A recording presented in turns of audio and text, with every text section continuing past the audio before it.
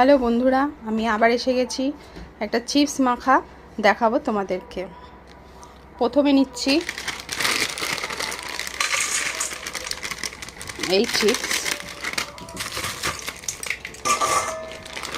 তারপরে এই চিপস,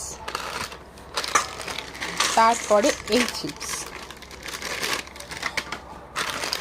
তারপরে এই চিপস, সবার শেষ এই চিপসটা। এটা একটু ঝাল ঝাল আছে, তার সাথে পেঁয়াজ, আদা আর কালো জিরে, তার সাথে দিচ্ছি ম্যাগির মশলা আর তেল, সর্ষের তেল।